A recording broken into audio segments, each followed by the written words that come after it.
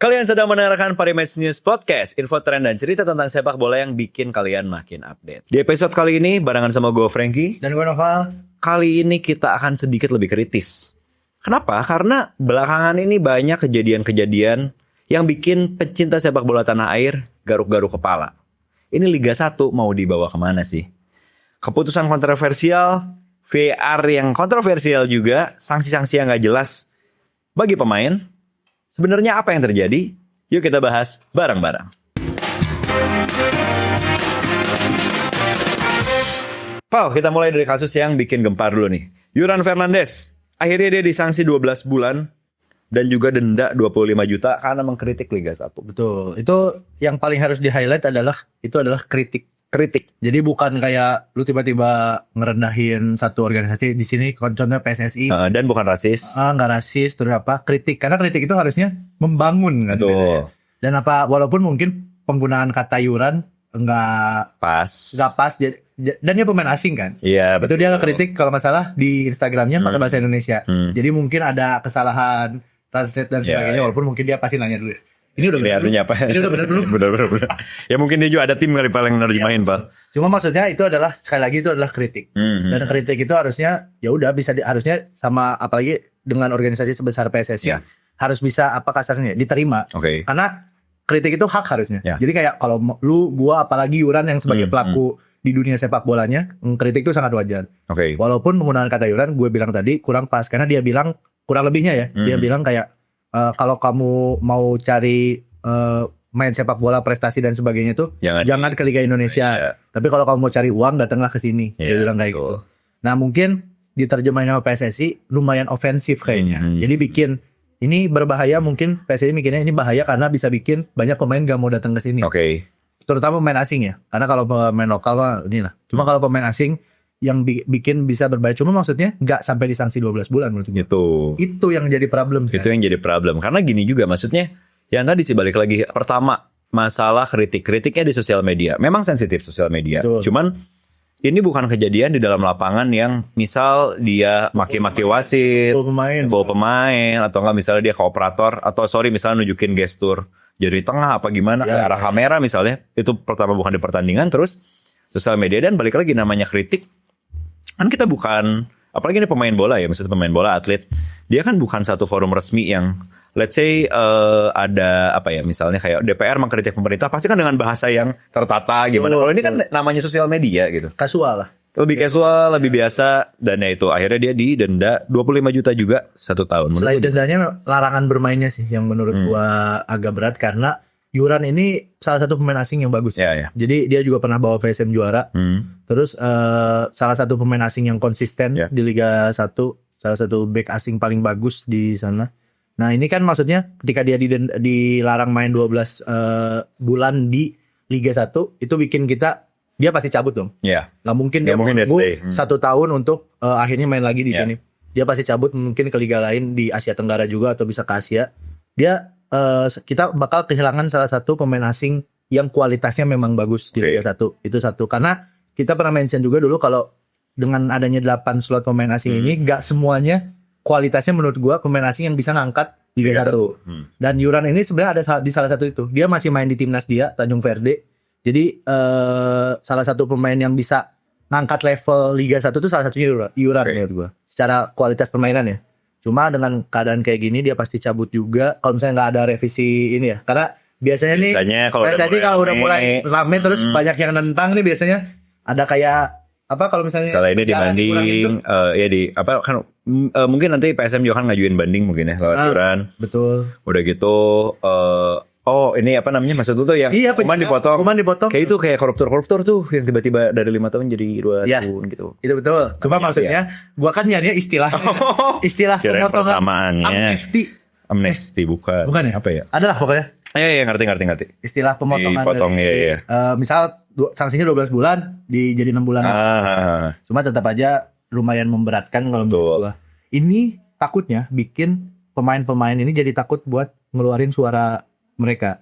Ya, dan kalau menurut gue ya, selain takut ngeluarin suara, ya ada potensi juga.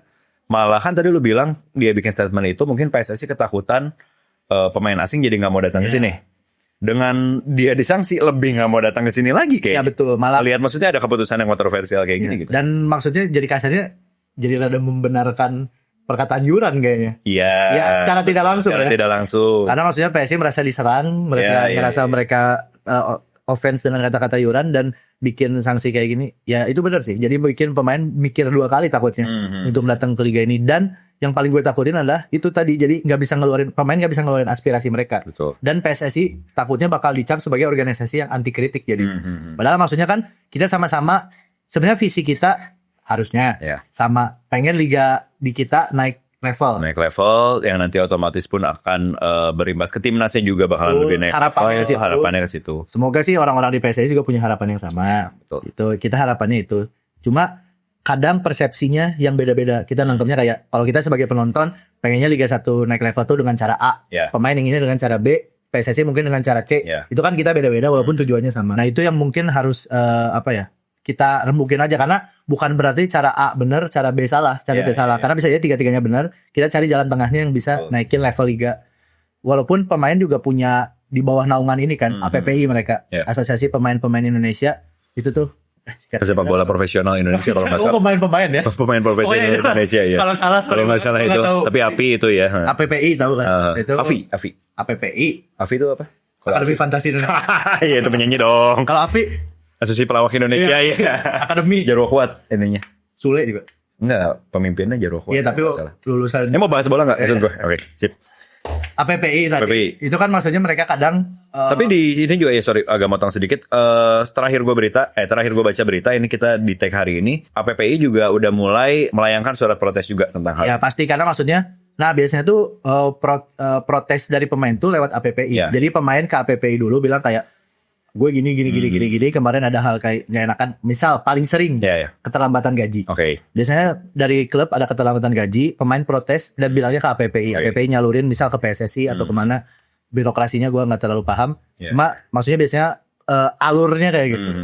Nah pasti kasus Yuran ini terus ada beberapa maksudnya kasus-kasus lain dikumpulin diinin ke APPI, harusnya APPI bisa ke PSSI buat konsolidasi lah mungkin ya. Iya. Nah karena yang gue takutin juga ya mudah-mudahan enggak, cuman kalau sampai kasusnya lumayan panjang, let's say nanti Yuran laporan ke FIFA misalnya. Iya betul. Itu bisa jadi agak ngerembet. Apalagi Indonesia baru kena sanksi juga dari FIFA. Iya. Gara-gara yang lagi lawan Bahrain sempat ada ujaran kebencian atau apa dinilainya kayak gitu. Jadi ada sanksi tapi ke timnasnya. Jadi ada pengurangan penonton dan sanksi denda bla bla bla. Ya, dan kita juga maksudnya punya track record, liganya pernah dibekuin. Wah, waktu tahun ada dualisme tahun 2015 itu juga yang bikin sepak bola Indonesia agak mundur jauh. Betul. Padahal saat itu 2010 AFF kita lagi bagus-bagusnya. Kelihatan liganya juga sehat lah. Walaupun mungkin masih ada sedikit keterlambatan gaji dan sebagainya. Cuma kelihatan ada progres, kita harus mundur jauh banget. Misal dari titik 0 kita ada progres di 20-40, kita harus mundur hampir ke minus mungkin setelah ada dualisme.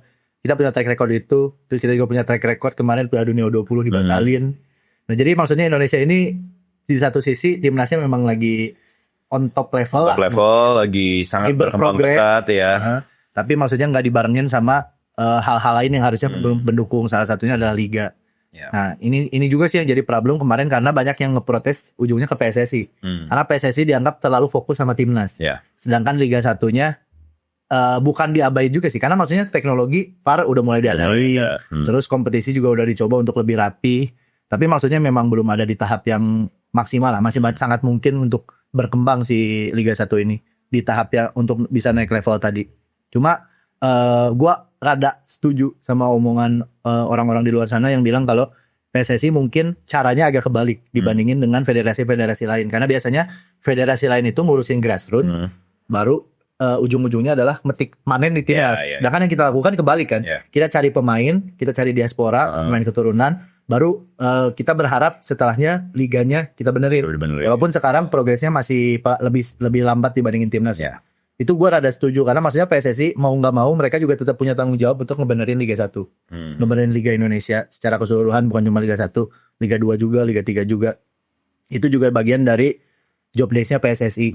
Entah itu misal mereka bikin regulasi konsultasi dengan PT LIB atau kayak gimana, tapi PSSI jelas-jelas punya peran di sana. Dan peran ini yang gua rasa masih belum maksimal.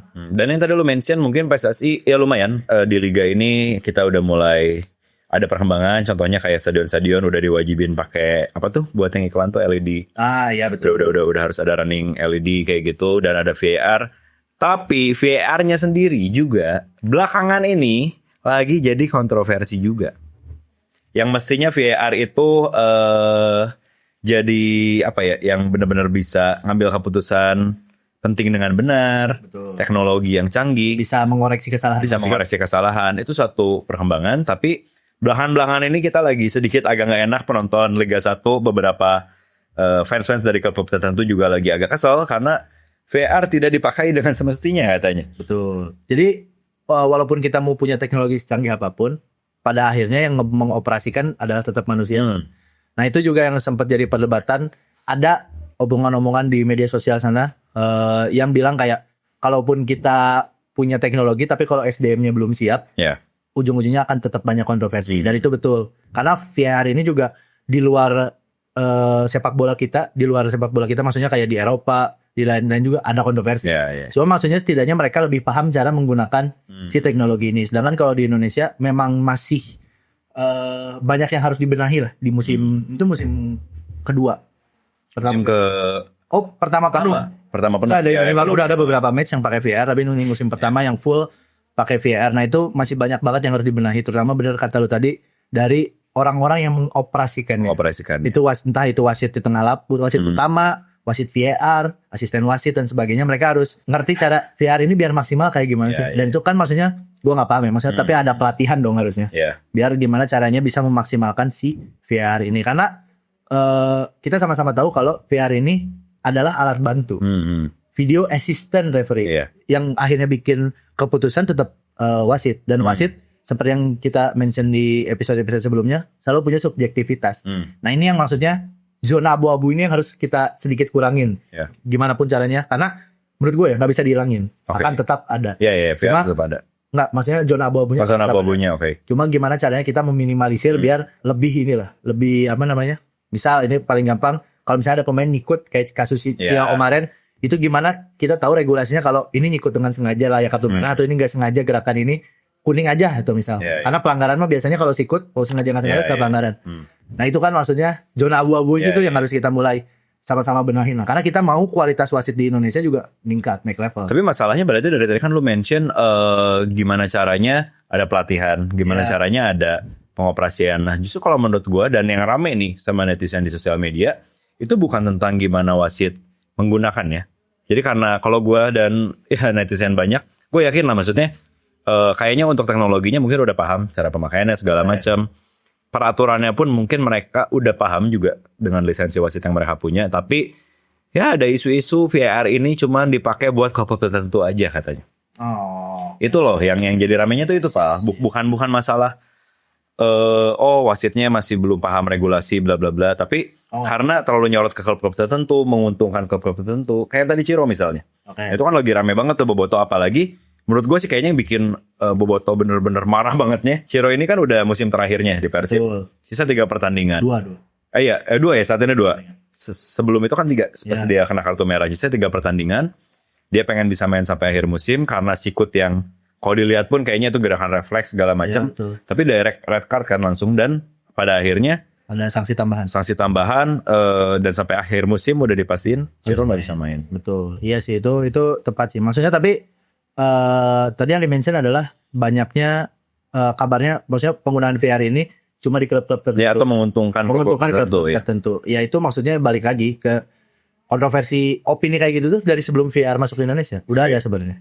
Jadi dari kayak wasit ini nguntungin, ini tak sebelum ada VR. Wasit ini nguntungin tim A, tim B, tim C. Nah yang kayak gitu-gitu ketika udah VR masuk kan tujuannya adalah biar bisa mengurangi opini kita yang sebelum ada VR itu kan. Tapi ketika misal VR udah masuk tapi opininya masih ada, yang salah berarti bukan di VR, tapi di kualitas wasit. Wasitnya. Nah itu maksudnya yang mention gue tadi bukan soal kayak wasit gak paham regulasi, gak paham pelatihan, tapi gimana caranya biar mereka biar kualitas wasit kita tuh naik. Kita udah pernah coba dengan pakai wasit asing beberapa pertandingan, walaupun wasit asing juga ada beberapa yang bikin kontroversi. Cuma maksudnya kan itu salah satu bentuk kalau misalnya anggaplah PSSI ini mau biar kita tuh belajar dari wasit-wasit yang dianggap levelnya di atas kita kan. Nah itu yang bikin harapan gue adalah wasit-wasit ini bukan kayak ngerasa jadi pakai wasit asing nih. Gue jadi males gini atau misal pikiran-pikiran negatif apapun. Tapi untuk dijadikan sebagai bentuk kayak lecutan motivasi lah kayak PSSI udah bisa berani pakai wasit asing, itu artinya ada yang salah mungkin di kualitas wasit kita harus ningkatin kualitas kita. Itu kan yang diharapkan kan. Nah karena maksudnya ketika kualitas wasit asing kita kualitas wasit kita naik, kualitas liga naik, udah dipastikan Indonesia yang dapat, timnas yang dapat keuntungannya bisa metik panen, bisa metik hasil dari liga kita kayak gitu. Nah, itu balik lagi ya. Memang berarti VAR sih kalau menurut gue harus tetap ada pasti. VAR pasti, mungkin nanti bisa ditambah sama teknologi lain kayak goal line teknologi. Offside-nya udah dipakai belum sekarang di VAR? Semi automatic offside itu belum ya kayaknya. Liga 1 kayaknya belum. Kayaknya belum ya, masih manual. Yang pakai garis manual. Iya benar. Itu bikinnya gimana ya garis manual tuh? Pakai ini Windows. Pakai Control Shift tuh biar Control Shift jujur diem gitu. Ya biar dia enggak sih kayaknya. Nah, cuman maksud gue yang perlu berarti apa nih yang perlu kita benerin ya? Maksudnya kalau kita bisa ngasih, kan di episode ini kita agak kritis ya. Kalau kita bisa. Tadi episode sebelumnya kita gak pernah kritis. Kritis dong. Maksudnya kita mau ngasih kritik juga nih. Kalau menurut gue sih memang serba salah ya. Karena kan awalnya ada VAR pasti untuk keputusan-keputusan kontroversial. Walaupun sebenarnya jadi apapun ada kejadian apapun, ada gol, ada bla bla bla. Pas baru itu tuh wasit tuh kan pemain ada protes, wasit udah pasti lihat dulu. Nah cuman ujungnya ada yang nggak dicek atau nggak pas udah dicek pun keputusannya masih kontroversi. Betul. Tapi sebenarnya menurut gua salah satu yang mungkin banyak orang-orang yang nonton bola di layar kaca ya, terutama anggap kayak kok yang kejadian ini dicek VAR ini enggak. Sebenarnya setahu gua semua kejadian itu dicek VAR. Oke, ada yang di call, ada yang di call, ada yang enggak. Ada yang misal keputusannya dari mereka langsung tanpa dikasih lihat ke kita yang nonton. Ada yang wasit harus ke pinggir lapangan dulu ya, ngelihat.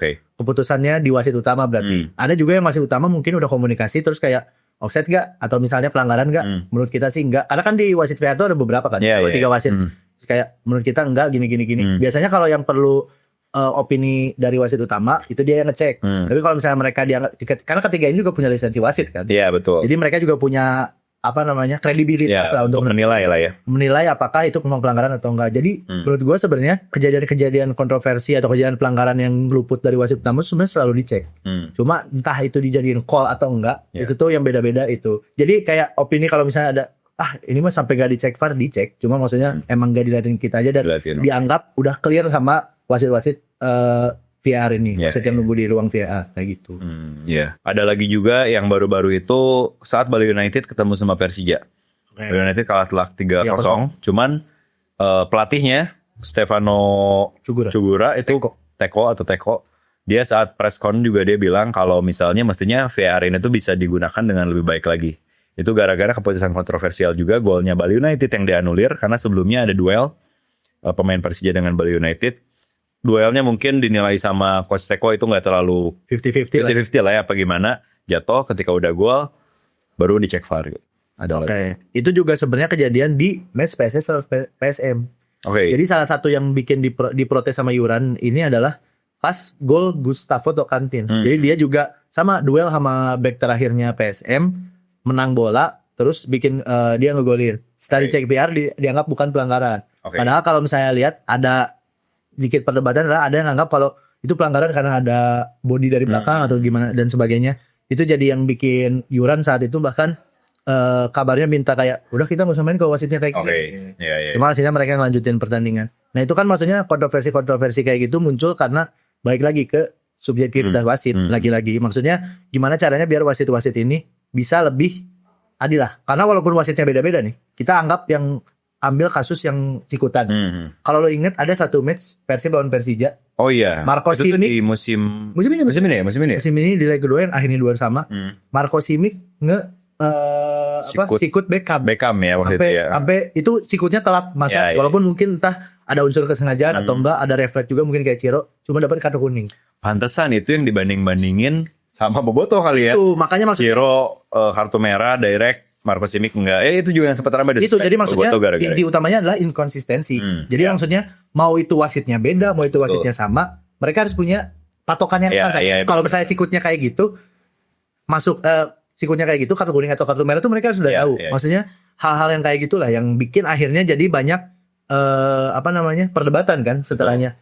Ditambah bisa juga jadi gini, ketika misalnya satu pertandingan terus wasit bikin banyak keputusan yang gak kurang tepat, itu bisa nyulut emosi pemain. Betul. Kita ambil contoh terakhir Persib lawan Barito. Itu juga rame tuh. Itu yang Edo kena kartu merah, kartu kuning kedua, itu jelas Edo kepancing emosi. Betul. Karena di beberapa keputusan sebelumnya kelihatan kalau ada beberapa yang dianggap kurang tepat.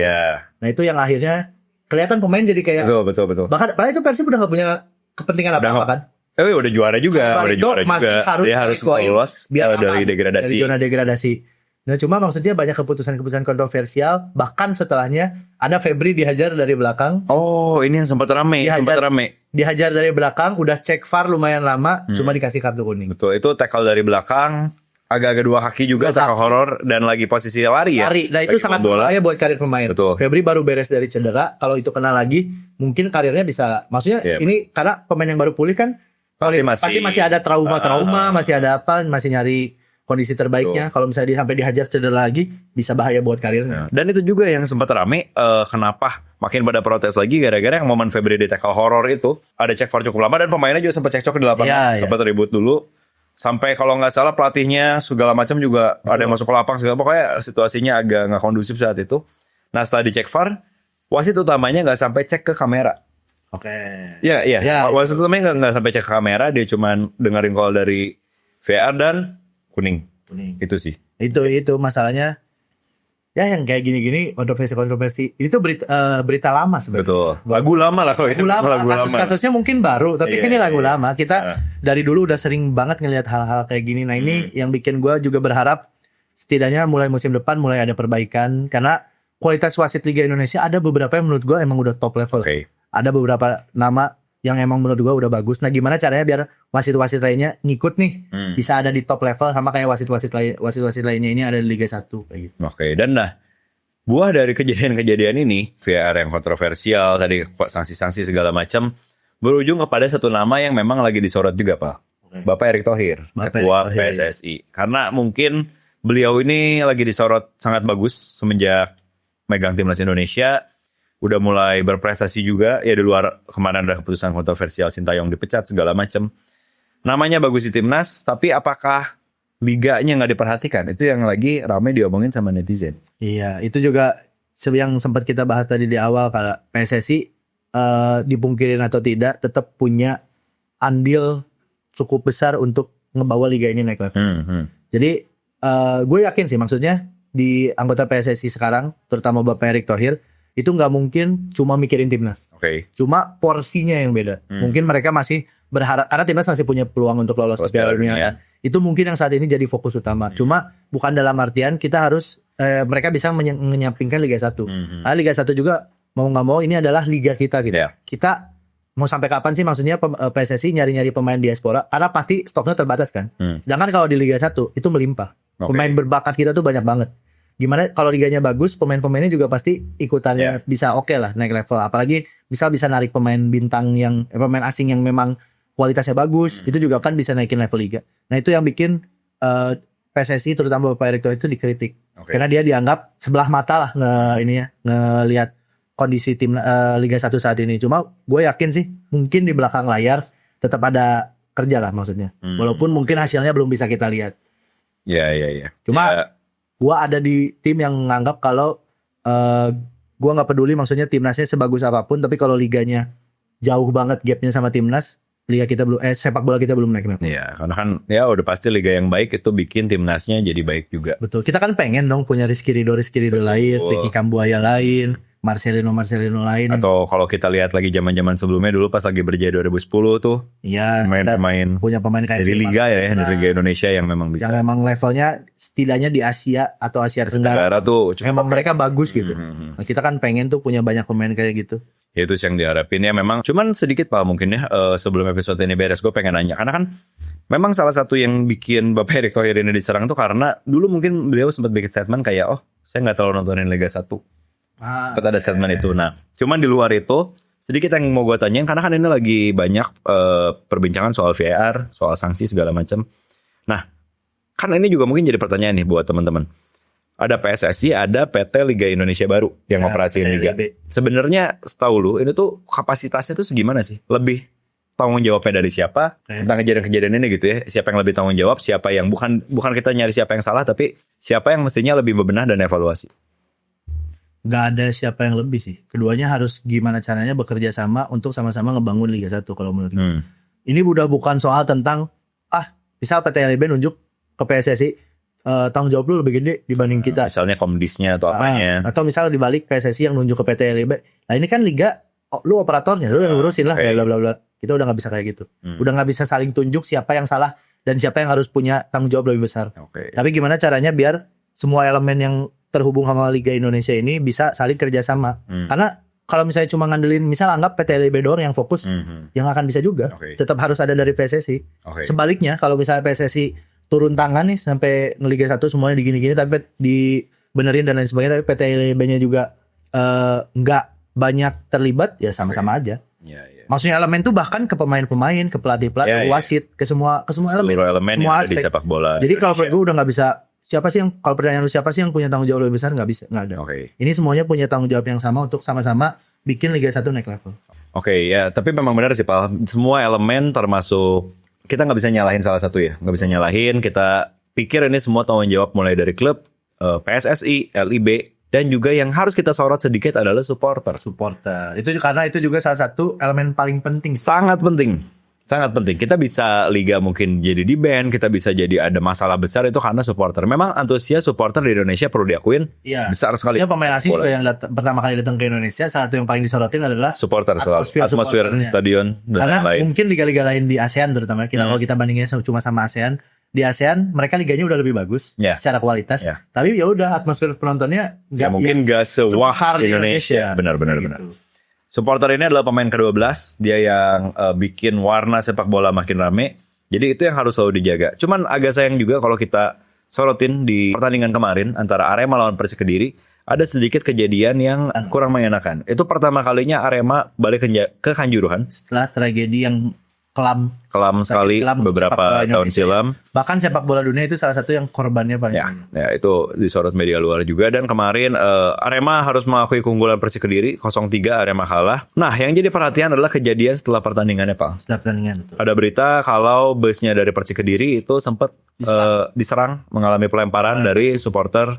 Ya diduga supporter Arema, oknum-oknum dari supporter. Ya ini maksudnya lagi-lagi bahkan salah satu pemain Persik Kediri, walaupun sekarang udah dihapus sih, dia sempat bikin postingan, dia bilang kita nggak pernah belajar. Nah itu hal yang paling tepat menurut gue. Jadi maksudnya setelah setahun selang, berarti 2022 kejadian tragedi Kanjuruhan tuh berarti 2 tahun lah sekarang, anggaplah. Setelah 2 tahun kita masih lagi ada tragedi yang ada unsur kekerasan, mau itu ke pemain, mau itu sesama supporter dan sebagainya. Ini maksudnya jadi sorotan juga, terutama untuk orang-orang yang emang kata kita sebut tadi PT LIB dan PSSI. Mereka juga harus lihat gimana caranya biar si kondisi orang-orang yang datang ke stadion ini bisa lebih kondusif. Karena kita pengen kan sepak bola Indonesia bisa dinikmatin semua kalangan, mau itu keluarga, anak kecil, ada perempuan, ibu-ibu, orang tua dan sebagainya. Itu tuh bisa nyaman untuk datang ke stadion-stadion yang ada di Indonesia. Satu caranya adalah dengan bikin supporter ini nggak kelihatan menyeramkan. Karena kan mau nggak dipungkirin atau tidak, ada beberapa yang masih ngecap kalau supporter di Liga 1 mah pada serem-serem. Ya, kalau ke stadion takut rusuk. Gitu. Itu kan stigma-stigma yang muncul karena mereka juga bukan tanpa alasan itu. Mereka ngelihat dari kejadian-kejadian sebelumnya. Lihat dari berita. Banyak kekerasan, banyak rusuh, ricuh, gesekan antar supporter dan sebagainya. Ini jadi perhatian juga harusnya buat PSSI dan PT LIB atau siapapun yang bertanggung jawab untuk hal-hal kayak gini. Karena baik lagi untuk bisa memajukan semuanya kita butuh kerjasama dari semuanya juga buat majuin Liga 1. Ya, dan itu balik lagi di luar memang yang punya wewenang ya kayak PSSI, LIB. Gue yakin tiap supporter ini karena atmosfernya luar biasa, mereka juga pasti punya base-nya masing-masing, komunitasnya masing-masing, mungkin ada ketuanya, ada tim-timnya. Ya kalau misalnya teman-teman semua ngaku cinta sama sepak bola Indonesia, yuk kita bareng-bareng, kita support dengan cara yang benar. Kita jauhi kekerasan biar liganya juga kita akan jalan dengan lebih baik. Cara yang paling simpel adalah per masing-masing individu saling ingetin. Dari yang paling kecilnya kan. Misal gue sama lu sama-sama dukung satu tim, terus lu misalnya mau demo tuh, atau misalnya mau risuh kayak lempar tim lawan, gue ngingetin kayak nggak usah ngapain gitu. Nah itu maksudnya dari hal paling kecil. Ya itu jadi kita juga sama-sama berharap semoga kejadian kayak gini nggak terulang lagi. Ya pasti itu ya, kita sama-sama juga berharap Liga 1 udah mau selesai nih. Betul. Kita pasti berharap juga apapun yang jadi kontroversi dari masalah VAR, sanksi, mungkin dari klubnya juga ada masalah. Kemarin kita sempat dengar masalah gaji, atau supporter juga kita sempat dengar masih ada penyerangan dan lain-lain, kerusuhan. Gesekan. Itu yang memang semua elemen harus kita perbaiki ya. Betul. Dan buat teman-teman yang nonton, kalau kalian misalnya ada saran nih, atau kalian ada unek-unek yang mau disampaikan juga, boleh sampaikan di kolom komentar. Siapa tahu nanti di episode berikutnya bisa kita bahas lagi juga ya. Kalau mungkin kita ada yang kelewat, atau ada yang salah informasinya, atau kalian ada lagi pendapat, oh ini belum dibahas tentang Liga 1, ada kejadian ini, boleh tinggalin di kolom komentar. Nanti kita akan bahas di episode berikutnya. So segitu dulu buat episode kali ini. Yang tadi kita sama-sama berharap pastinya Liga 1 bakalan lebih bagus lagi. Buat kalian juga jangan lupa, biar gak ketinggalan update tentang sepak bola lokal dan juga internasional, jangan lupa di subscribe. Dan juga kalau kalian mau update-nya lebih harian lagi, jangan lupa follow sosial media kita di @piamin_news. Segitu dulu aja dari kita. Sampai jumpa di episode berikutnya and bye-bye. Bye.